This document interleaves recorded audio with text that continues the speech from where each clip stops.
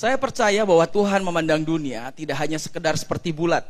Tapi Tuhan memandang dunia ini mungkin seperti begini bentuknya hati. Kenapa? Karena begitu besar kasih Tuhan akan dunia ini. Makanya dia memberikan Yesus bagi kita. Begitu besar kasih Tuhan. Bulan ini, tema dari YHS itu adalah Influencing the Marriage. Selama bulan November ini. Jadi hari ini saya mau membahas tentang the grace in marriage. The grace in marriage. Kasih karunia di dalam pernikahan. Kasih karunia dalam pernikahan. Kalau saudara baca Alkitab saudara, apa yang menjadi perkataan Tuhan pertama ketika Tuhan menciptakan manusia? Kalau saudara baca di kitab Kejadian, pertama kali Tuhan menciptakan Adam, begitu Adam hidup, dia ciptakan hari ke-6, setelah semua selesai diciptakan buat Adam, dia ciptakan manusia, dia ciptakan Adam. Dan begitu Adam jadi, yang pertama Tuhan katakan, kalimat yang pertama yang Tuhan katakan kepada Adam adalah ini. Be fruitful and become many. Beranak cuculah dan bertambah banyak. Kejadian 1 ayat 28. Beranak cuculah dan bertambah banyak. Itulah kalimat pertama.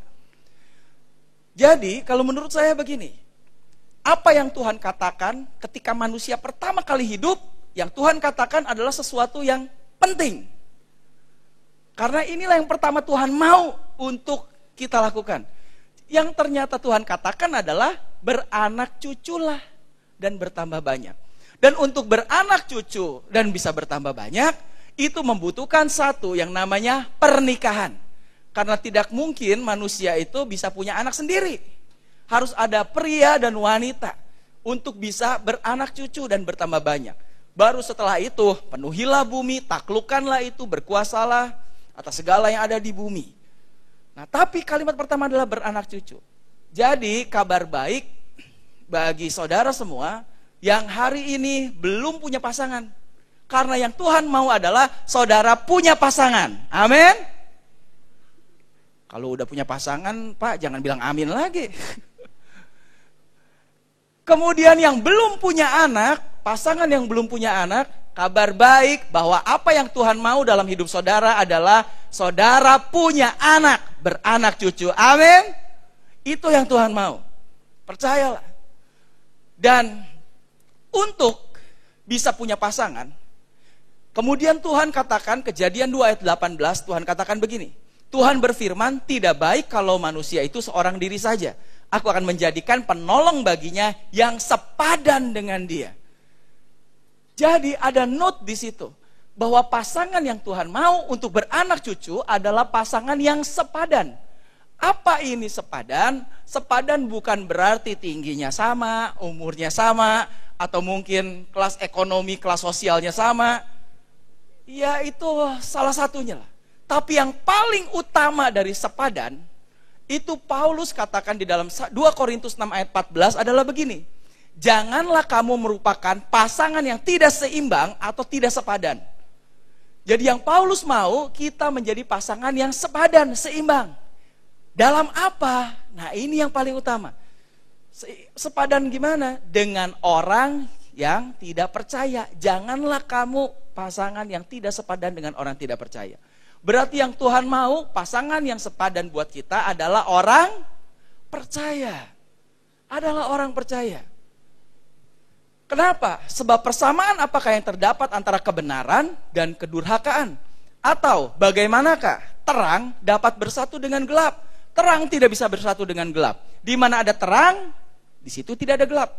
Kalau di situ gelap, pasti tidak ada terang. Karena itu tidak bisa bersatu. Terang dengan gelap.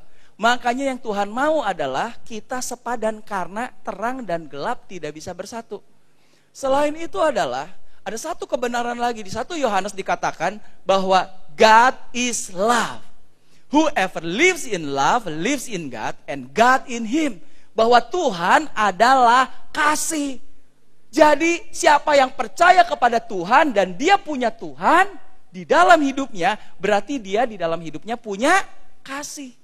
Sedangkan kalau dia tidak mengenal Tuhan, tidak percaya Tuhan, dia tidak punya kasih.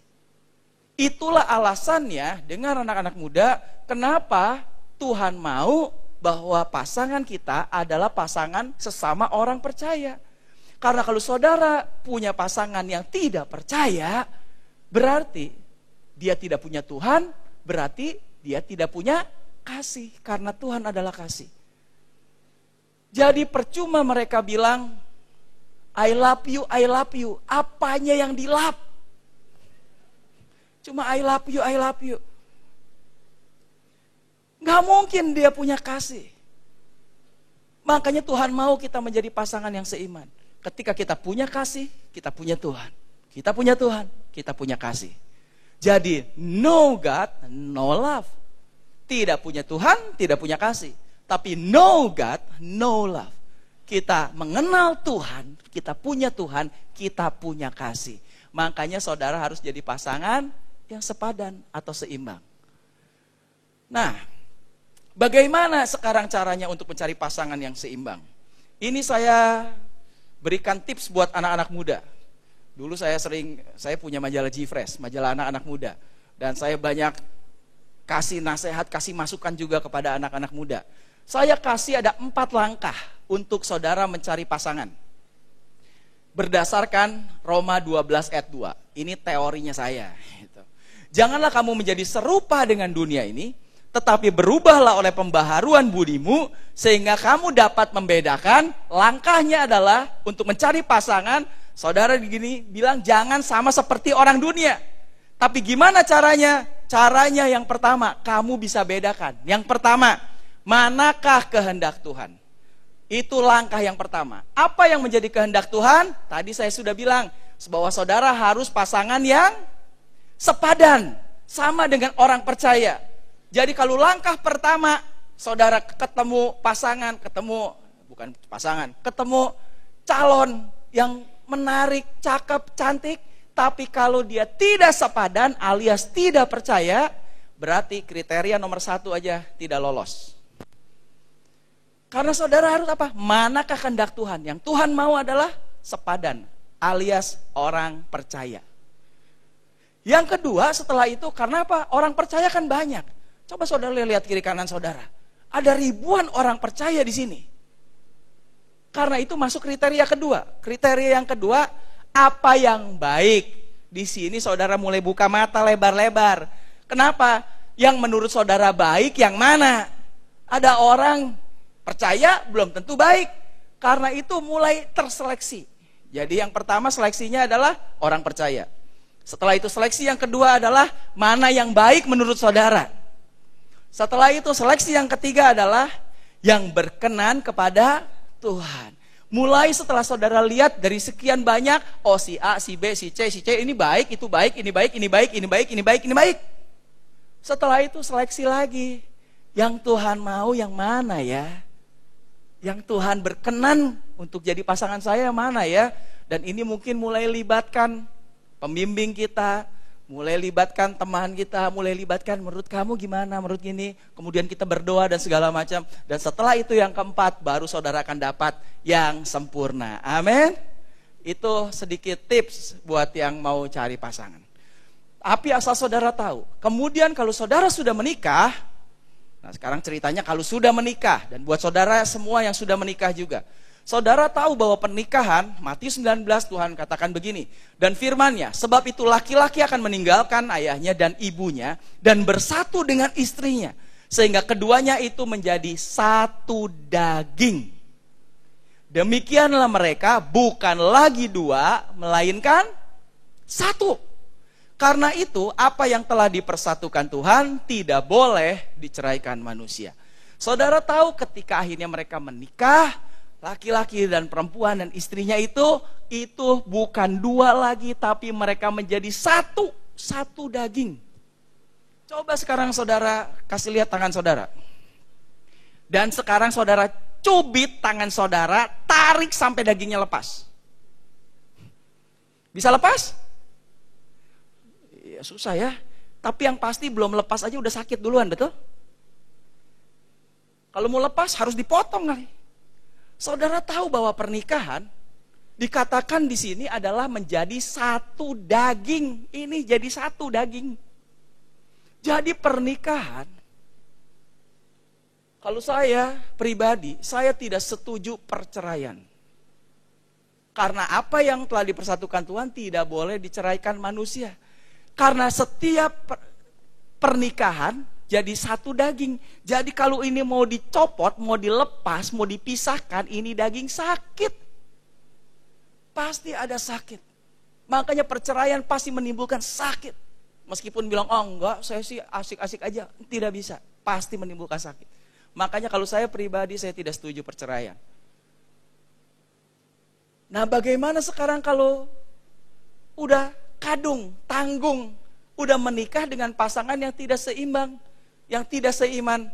Nah karena itu saya mau masuk ke pokok utama kita, adalah the essential of the real love. Saudara harus mengerti tentang ini, esensi dari kasih yang sejati atau kasih yang asli. Tadi masih prolog, ini baru utamanya. Apa itu kasih yang asli? Kalau bicara asli, berarti ada yang tidak asli alias palsu. Kalau saudara lihat di sini ada dua gambar hati di situ. Yang satu tertulis it's love, yang satu tertulis ini kasih. Tapi yang satu lagi tertulis ini real love, ini kasih yang asli. Berarti meskipun yang sebelah sana adalah kasih, tapi ternyata bukan asli. Meskipun kasih tapi bukan asli.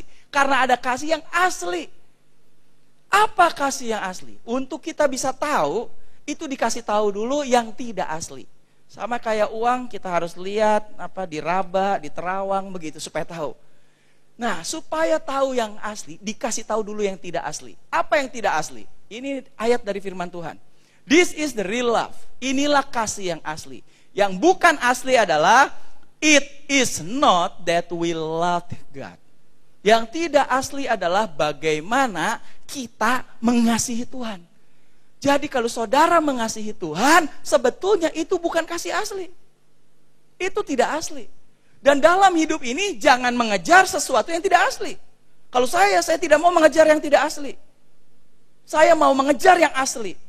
Yang tidak asli adalah bagaimana saudara mengasihi Tuhan. Jadi kalau saudara berusaha mengejar bagaimana saudara mengasihi Tuhan, sebetulnya saudara sedang mengejar sesuatu yang tidak asli, bukan kasih yang asli. Tapi apa itu kasih yang asli? Kasih yang asli adalah but that he loves us. Ini langsung bahasa Indonesianya aja. 1 Yohanes 4 ayat 10. Inilah kasih itu. Yang bukan asli adalah bukan kita yang telah mengasihi Tuhan.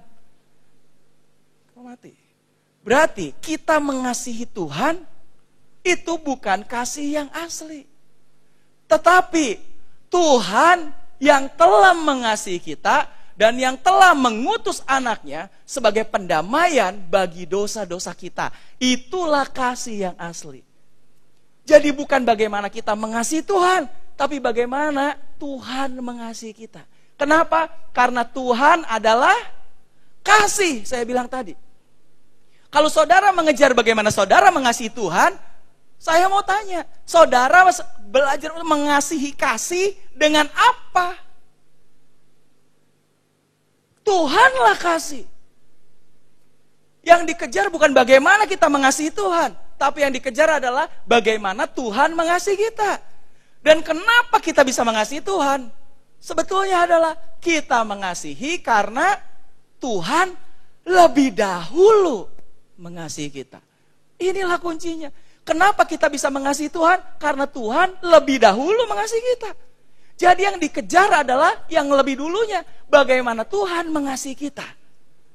Jadi ada sebuah rumus. Saya bilang di sini, saya lihat ada sebuah rumus. Sebelum masuk situ, Yesus pernah katakan satu perumpamaan. Perumpamaannya adalah di Lukas 7 ayat 41. Satu ketika ada 2 orang yang berhutang kepada seorang pelepas uang. Yang seorang berhutang 500 dinar, yang lain 50. Anggaplah sekarang dinar itu adalah seperti rupiah lah gitu, juta. Jadi, satu orang utangnya 500 juta, satu orang utangnya 50 juta. Satu orang 500 juta, satu orang 50 juta. Dan mereka sama-sama nggak bisa bayar. Dan karena mereka sama-sama tidak sanggup membayar, maka ia menghapuskan hutang kedua orang itu.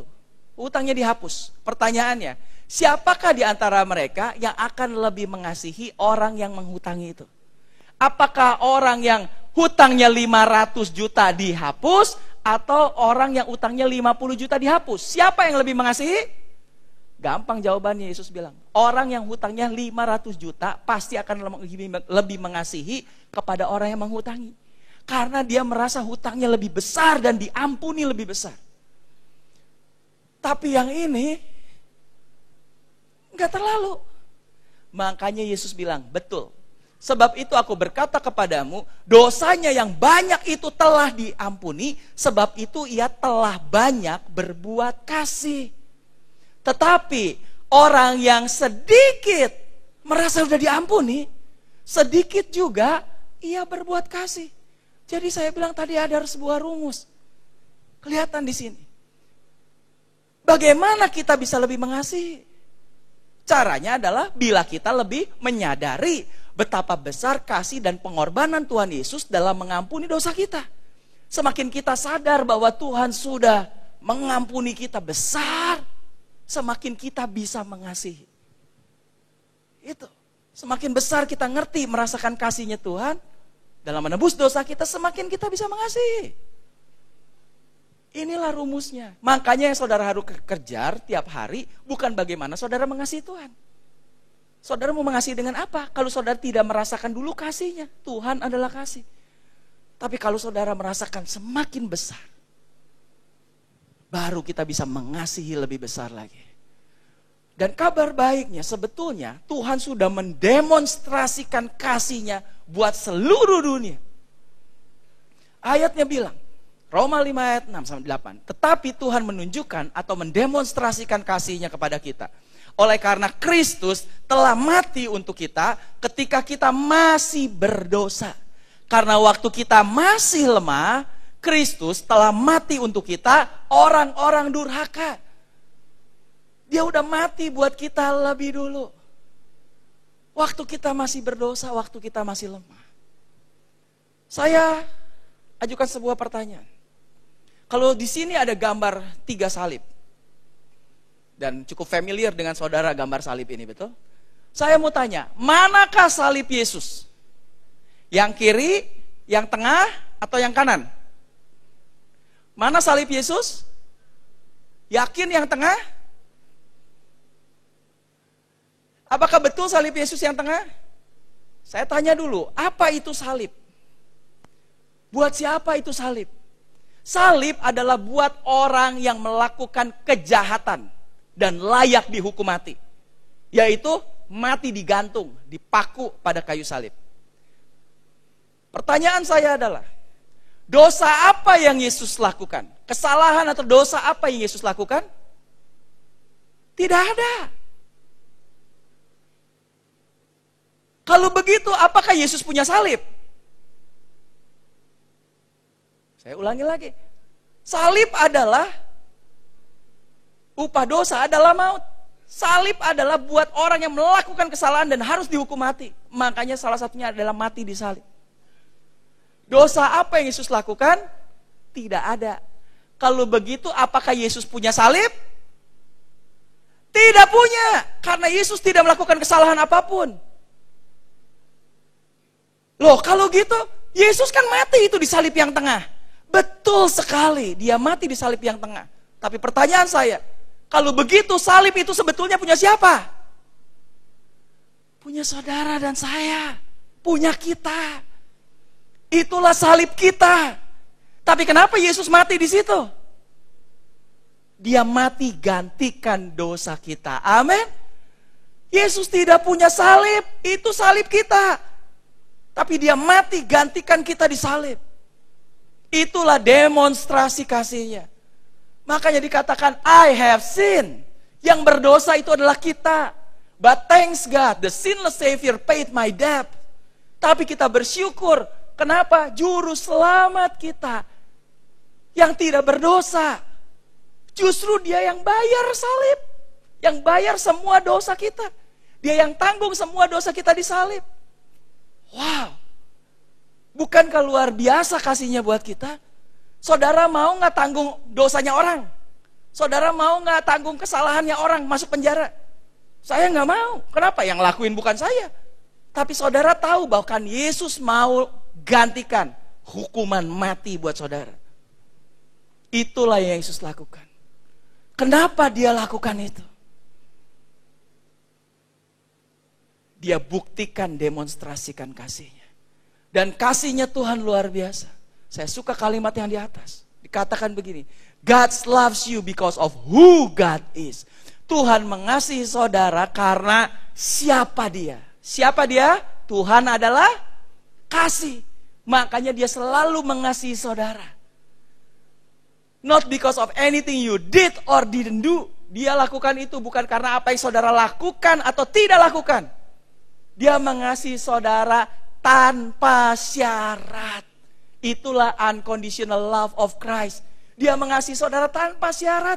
Saudara mau baik, saudara mau tidak baik, Tuhan tetap mengasihi saudara. Karena Tuhan adalah kasih. Dia tidak bisa membenci saudara. Meskipun saudara berdosa, waktu kita masih berdosa, dia sudah mau mati buat kita, gantikan kita. Amin. Begitu besar kasih Tuhan. Saudara harus ngerti ini, setiap hari inilah yang harus kita renungkan. Bukan bagaimana kita mengasihi Tuhan, tapi bagaimana Tuhan sudah mengasihi kita tanpa syarat. Karena Tuhan sudah mengasihi kita tanpa syarat, makanya Yesus bilang, ini adalah dosamu, this is your sin. Tapi yang dengan rela hati aku ambil. Sebagai bukti betapa aku mengasihimu. Inilah buktinya. Inilah buktinya aku mengasihimu. Kasihku kepadamu tanpa syarat. Dan sebetulnya itulah inti daripada Injil, the gospel. Gospel is a good news. Injil adalah kabar baik. Kabar baik tentang apa? Kabar baik tentang God's grace, tentang kasih karunia Tuhan, tentang kasihnya Tuhan tanpa syarat buat kita. Amin. Itulah isi daripada Injil. Jadi Injil itu isinya bukan semua aturan, tapi Injil yang sesungguhnya adalah Injil tentang bagaimana Tuhan sudah mengasihi kita tanpa syarat. Karena sekarang saya tanya, apakah Tuhan pernah tidak mengampuni saudara? Tidak. Tuhan selalu mengampuni kita. Apapun dosa saudara, Tuhan sanggup untuk mengampuni. Dan Tuhan pasti akan mengampuni. Bahkan Tuhan sudah mengampuninya. Nah, kalau balik cerita tentang pernikahan. Nah, saya masuk balik ke pernikahan lagi. Pernikahan sebetulnya adalah penggambaran dari Kristus dan gerejanya dan jemaatnya. Itulah penggambaran dari pernikahan. Tadi saya tanya, apakah Kristus selalu mengampuni kita? Iya. Jadi di dalam pernikahan harusnya begitu juga. Saudara tahu apa yang paling utama yang harus ada dalam sebuah pernikahan untuk pernikahan itu bisa langgeng atau bisa berjalan lama? Saudara tahu apa? Ada satu hal yang paling penting dalam pernikahan. Kalau saudara nggak tahu, saya mau kasih tahu hari ini. Ada sesuatu yang paling penting dalam pernikahan. Yang namanya mengampuni. Itulah sesuatu yang paling penting dalam pernikahan. Kenapa? There is no love without forgiveness. Tidak ada kasih tanpa mengampuni. Dan tidak ada pengampunan tanpa kasih. Tahu dari mana? Itulah buktinya yang Tuhan lakukan dalam hidup kita. Tadi gambaran pernikahan adalah gambaran seperti Kristus dengan kita, gereja, jemaatnya. Apakah Kristus selalu mengampuni semua dosa yang kita lakukan? Ya. Saya mau tanya, berapa banyak dosa yang saudara sudah lakukan? Berapa banyak? Saya nggak bisa hitung. Berapa banyak dosa yang saya sudah lakukan? Tapi waktu murid-murid tanya kepada Yesus, Yesus, kalau begitu berapa banyak saya harus mengampuni? Dan Yesus jawab berapa? 70 kali 7 kali. Kenapa dia ambil 7? 7 adalah angka sempurna, the perfect number. 10 adalah angka kegenapan, the wholeness. Jadi dia ambil 70, itu 7 kali 10. 70 7 kali 10 adalah kegenapan yang sempurna, dikali kesempurnaan lagi. Kali 7 kali. Wow, dengan kata lain, berapa banyak kita harus mengampuni? Tidak terbatas, tidak terhingga. Dan sekarang saya tanya, berapa banyak Yesus sudah mengampuni dosa saudara? Tidak terbatas. Dan apa saudara yakin kalau saudara sekalipun berbuat dosa, dia pasti dan akan mengampuni saudara lagi? Ya. Karena kasihnya tidak bersyarat. Kasih bicara pengampunan. Tanpa pengampunan tidak ada kasih. Tanpa kasih tidak ada pengampunan. Dalam keluarga yang paling utama yang harus ada di setiap keluarga, kalau saudara pengen langgeng keluarganya, adalah mengampuni. Ketika saudara memutuskan untuk berhenti mengampuni, berhenti juga itu keluarga menjadi sebuah keluarga. Setuju? Berapa banyak saudara melakukan kesalahan sebagai suami istri? Kita masih manusia. Karena kita manusia, manusia tidak terlepas dari kesalahan. Setiap orang masih melakukan kesalahan. Dan selama saudara bilang, saya mengampuni, itulah kunci satu keluarga tetap utuh. Tapi ketika saudara ambil keputusan, saya tidak lagi mau mengampuni untuk kesalahan atau dosa yang kamu lakukan kepada saya, bubar itu, selesai.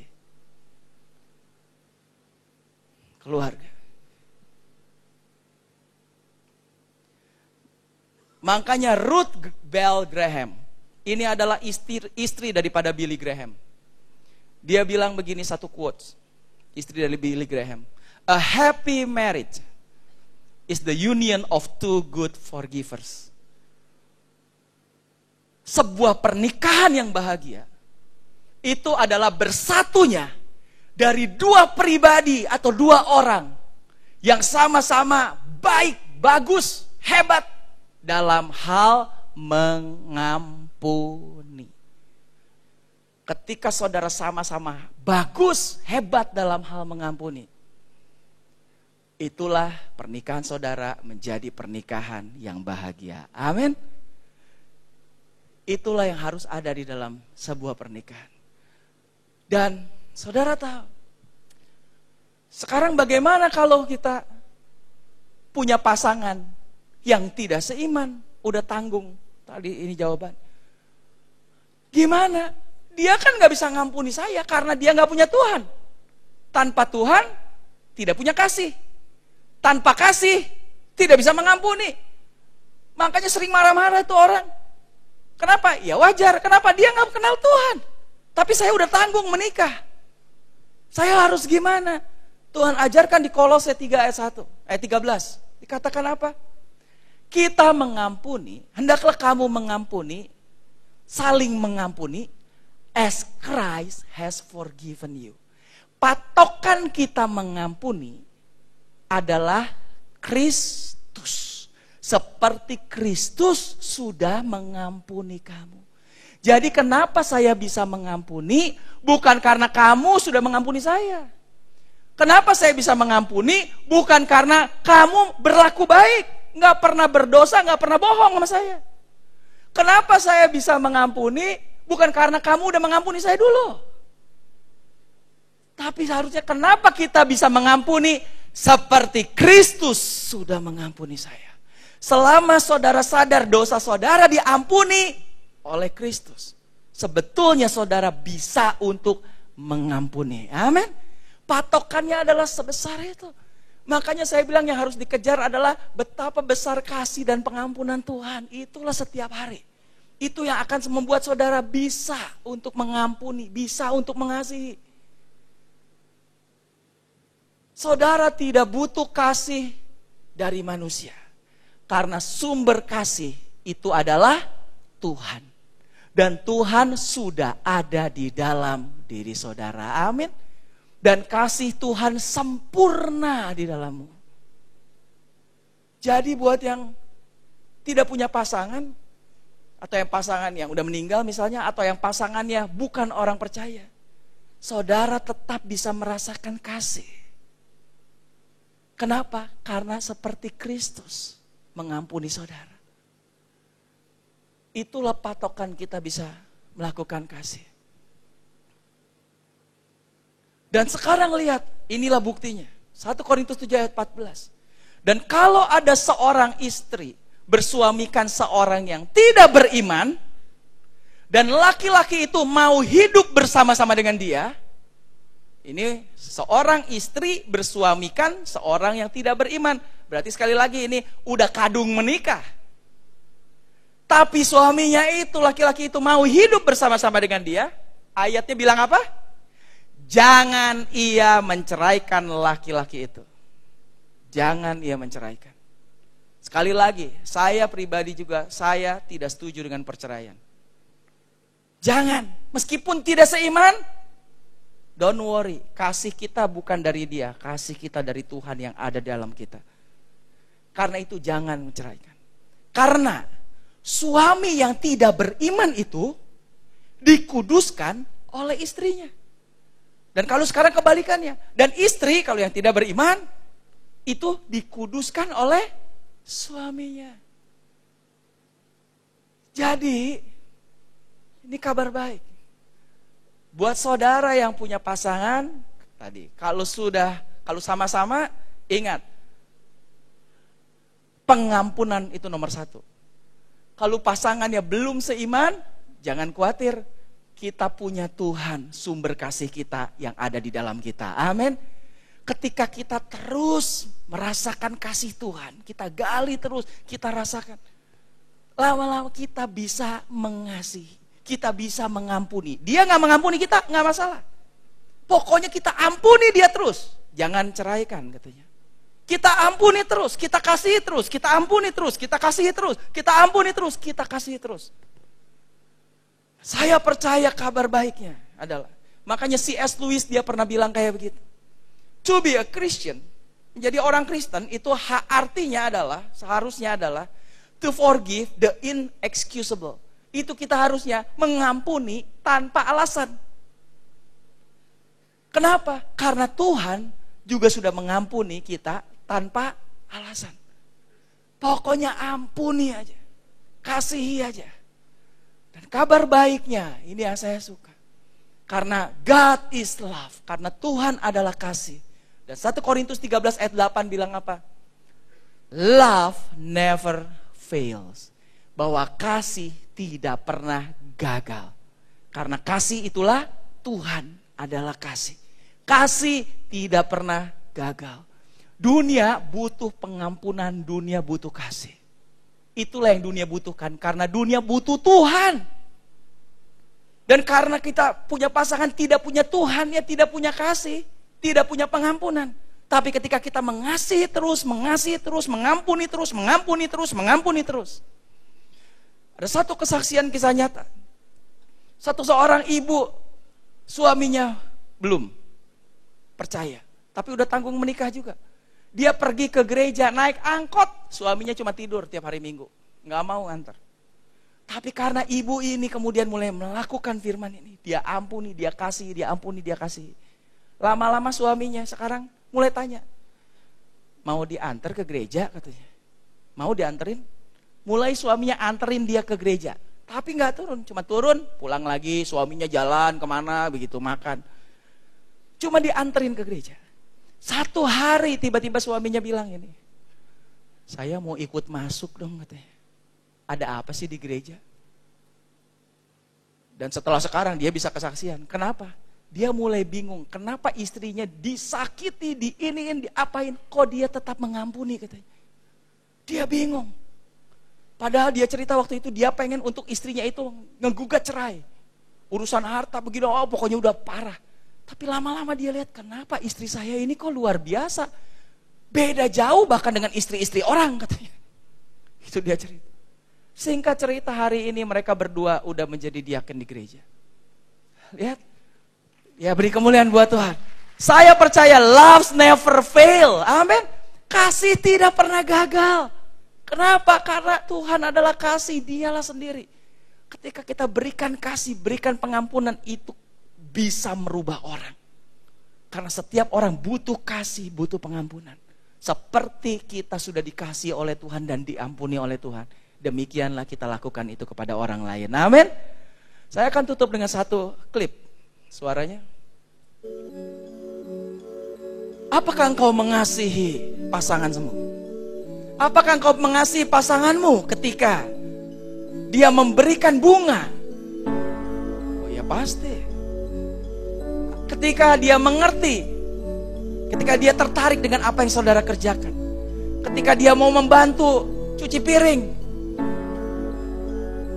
Apakah engkau mengasihi pasanganmu tapi ketika dia mempermalukan engkau di depan umum? Apakah engkau tetap mengasihi dia meskipun dia habiskan uang saudara untuk belanja? Atau ketika dia membohongi engkau, tidak jujur kepadamu? Ketika Yesus menggambarkan tentang hubungan dengan gerejanya, Yesus mengambil gambaran tentang mempelai laki-laki dan mempelai wanita. Dan Yesus begitu mengasihi gerejanya. Ketika gerejanya itu setia dan hidup benar, tapi dia tetap mengasihi juga ketika gerejanya berbalik daripada dia. Dia mengasihi gerejanya ketika menyembahnya, tapi dia tetap mengasihi gerejanya bahkan ketika gerejanya menyalibkan Yesus lewat semua dosa yang dilakukan. Dan bahkan ketika gerejanya menyakiti dia, Yesus berkata, Bapa, ampuni mereka. Pengampunan. Kasih bicara pengampunan. Dan Yesus mengajarkan kepada kita bahwa kasih itu bukan cuma sekedar perasaan yang datang dan pergi. Kasih bukan sekedar emosi yang harus dipendam atau dilampiaskan keluar. Kasih itu adalah suatu hal yang reaksi simpel dari kelakuan dari pasangan kita. Tapi Yesus mengajarkan kita bahwa kasih merupakan sebuah komitmen. Sebuah komitmen untuk mengasihi pasangan kita. Dalam hal baik maupun dalam hal buruk. Ketika kaya maupun miskin. Ketika sakit maupun sehat. Sampai maut memisahkan keduanya. Dan kita harus belajar untuk mengasihi seperti Yesus mengasihi kita. Amin. Beri kemuliaan buat Tuhan. Apakah bisa? Bisa. Apakah kita bisa mengasihi? Bisa. Kenapa? Karena Kristus ada di dalam kita. Amin. Christ in you. Tuhan di dalam kita. Tuhan adalah kasih. Di dalam saudara sudah ada kasih. Makanya setiap hari yang perlu kita lebih eksplor adalah betapa Tuhan sudah mengasihi kita. Itulah yang kita perlu sadari. Bukan bagaimana kita mengasihi Tuhan, itu bukan kasih. Tapi kasih adalah bagaimana Tuhan mengasihi kita. Semakin kita mengerti dan merasakan kasih-Nya, semakin kita bisa mengasihi. Amin. Masih ada 4 menit. Saya tergerak untuk mendoakan saudara. Kalau nggak keberatan, mari kita bangkit berdiri.